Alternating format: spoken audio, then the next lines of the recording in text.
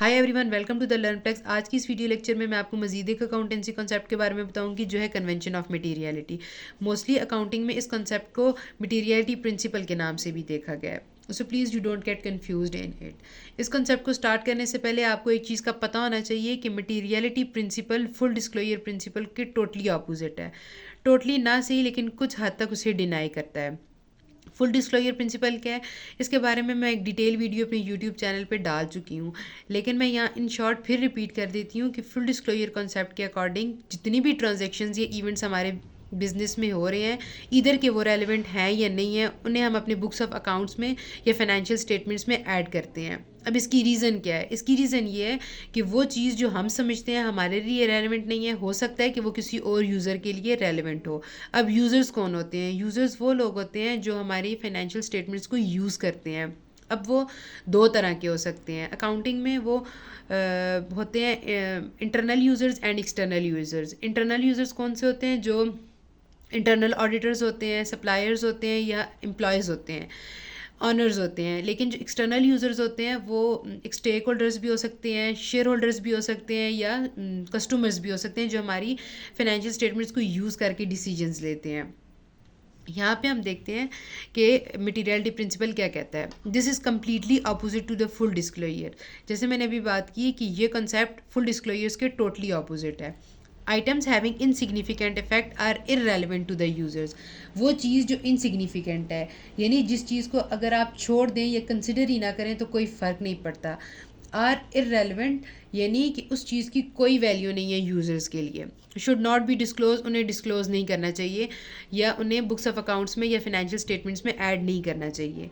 मतलब कि वो चीज़ जो इनसिग्निफिकेंट है, या जिसका कोई इफेक्ट नहीं है, या जिसकी कोई वैल्यू नहीं है, या जिसे हम अगर इग्नोर भी कर दें तो कोई फ़र्क नहीं पड़ता, उसे हमें फाइनेंशियल स्टेटमेंट्स में ऐड नहीं करना चाहिए। अब यहाँ पे मेन डिफरेंस आ गया फुल डिस्क्लोजर्स एंड मटेरियलिटी का, कि फुल डिस्क्लोजर्स ये कहता है कि जितने भी इवेंट्स या ट्रांजैक्शंस हो रहे हैं, इधर के वो रेलिवेंट हैं या नहीं है, उन्हें हमने बुक्स ऑफ अकाउंट्स में ऐड करना है। लेकिन मटेरियलिटी प्रिंसिपल क्या कहता है कि वो चीज़ जो इनसिग्निफिकेंट है या इररेलेवेंट है, उन्हें बुक्स ऑफ अकाउंट्स में ऐड नहीं करना चाहिए। Such important items either left out or merged without items. अब ऐसे इम्पॉर्टेंट आइटम्स जो लेफ्ट आउट हैं या जो बचे कुचे हैं, ये जिनकी कोई वैल्यू नहीं है, आर मर्ज्ड। मर्ज्ड कौन से होते हैं? मोस्टली आपने अकाउंटिंग्स में एक वर्ड देखा होगा, मिसलीनियस। उसका क्या मतलब है? मिसलीनियस का मतलब है मर्ज, यानी हम लोग छोटी चीज़ों को इकट्ठा करके एक फॉर्म में लिख देते हैं। अब मिसलीनियस इनकम्स भी हो सकती हैं, मिसलीनियस एक्सपेंसेस भी हो सकते हैं। अब मिसलीनियस इनकम वो होती हैं जो छोटी मोटी इनकम्स होती हैं, जो इनसिग्निफिकेंट होती हैं, जो बिज़नेस समझता है कि वो रेलिवेंट नहीं है, वो मिसलीनियस इनकम्स होती हैं। इसी तरह एक्सपेंसेस जो बिज़नेस ये कंसिडर करता है कि रेलिवेंट नहीं है या इनका कोई फ़ायदा नहीं है या इनका कोई नुकसान भी नहीं है, वो चीज़ इररेलेवेंट है, वो इन मिसलीनियस एक्सपेंसेस होते हैं। अब इसके हम कुछ लिमिटेशंस देख लेते हैं इस प्रिंसिपल्स की। लिमिटेशंस वो होती हैं कि अगर हम इस कॉन्सेप्ट को यूज़ करें तो हम किन किन नुकसानात तक पहुंच सकते हैं। तो first is the items. If items are not fairly judged can result in hiding of some important information.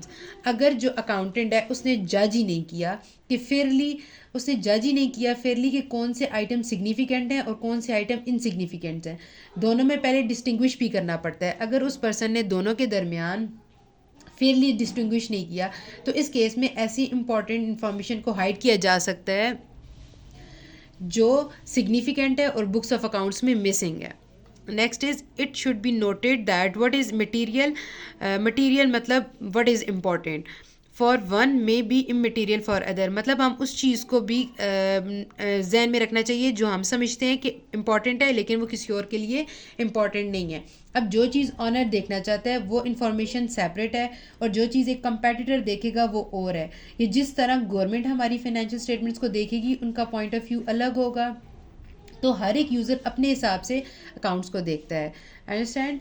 तो किसके लिए क्या चीज़ इंपॉर्टेंट है या क्या चीज़ मटीरियल है, वो पर्सन टू पर्सन और यूज़र टू यूज़र वेरी करती है। तो अब आप कैसे देख सकते हैं कि कौन सी चीज़ सिग्निफिकेंट है और कौन सी चीज़ इनसिग्निफिकेंट है? तो आपने हर एक यूज़र्स के हिसाब से लेफ़्ट आउट और मिसलीनियस थिंग्स को देखते हुए बुक्स ऑफ अकाउंट्स को क्रिएट करना है। क्लियर। अब यहाँ पे हम देखते हैं कुछ एडवांटेजेस हैं। सबसे पहला एडवांटेजेस क्या है, रिड्यूस कम्प्लेक्सिटी, मतलब हमारी जो फाइनेंशियल स्टेटमेंट्स है उनमें कम्प्लेक्सिटी को कम कर देता है। कम्प्लेक्स हमारी फाइनेंशियल स्टेटमेंट्स नहीं होती या बहुत गिचमिच नहीं होती। Next is reduce burden on accounts, हमारे अकाउंट्स बल्कि नहीं होते हैं, मतलब हमारे अकाउंट्स में बर्डन्स नहीं होता, थोड़ी थोड़ी चीज़ें हमारे जो रेलिवेंट और सिग्निफिकेंट होती हैं सिर्फ वो चीज़ें ऐड होती हैं। Easy and quick access to significant information, significant information तक हम ईजीली और क्विक एसेस हमारी होती है, हम लोग ईजिली जिस चीज़ हम देखना चाहते हैं वो हम ईजिली देख सकते हैं। क्विक डिसीजन मेकिंग के फाइनेंशियल स्टेटमेंट्स को देख के हम लोग क्विक डिसीजंस ले सकते हैं कि ये चीज़ हमारी ये चीज़ बिज़नेस के लिए रेलेवेंट थी और बिज़नेस किस पोजीशन पे है, वो चीज़ हम लोग इजीली देख सकते हैं।